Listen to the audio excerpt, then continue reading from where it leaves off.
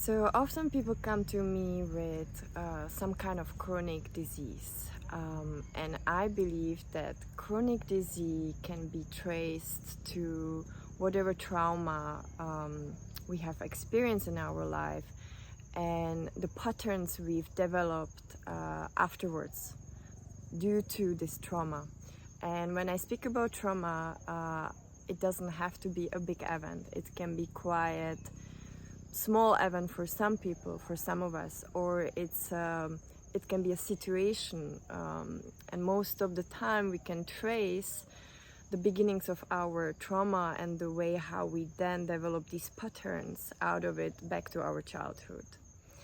So when I work with people, for me, I always tell them that my approach is to work on the soma, the body, so through the body, meaning we use our body as a gateway to understand deeper to ourselves and to what's going on, who am I and what do I need on my journey to fully be alive and to be able to fully enjoy life, right?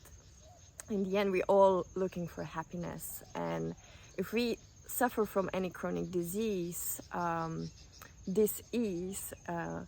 it's not allowing us to fully enjoy the life. It's dragging, and it's then spiraling, and we feel trapped, and we feel that there is something which is not circulating. And that's where I say movement. Everything is changing all the time, everything is moving all the time. So working with movement on the subtlest level, also when we meditate, that's what we see, right? Everything is changing constantly, the thoughts comes and goes, and everything in nature is changing constantly, everything is moving. And when there is a chronic disease, or when there is this something not aligned in us, for me it's like I imagine that the energy is encapsulated and it's not able to circulate whatever direction it needs to circulate and move through, and it's blocked in our body, in the soma. So that's why I work with the somatic embodiment. Embodiment means just entering into the body, building a relationship to oneself, know oneself. And for that, to be able to really, because it's not going to the gym or going for a run, or it has nothing to do with the exercise kind of movement, the mechanic movement, not at all. So in order to be able to come into this blockage, we need to develop something called the felt sense.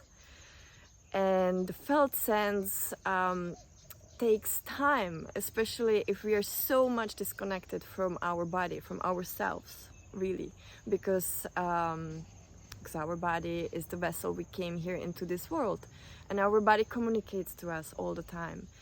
So when I work with people, we work on first developing a felt sense, and then through this felt sense, meaning I'm able to feel on the subtlest level what's going on inside of me, and track the energy.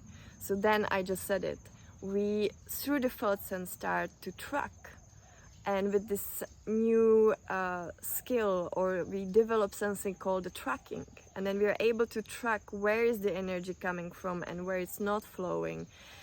And we don't really have to understand it, we don't have to go into the mind, and that's the beauty of this work. It's very rewarding, and I do really see miracles when, especially when it comes to certain chronic stuff.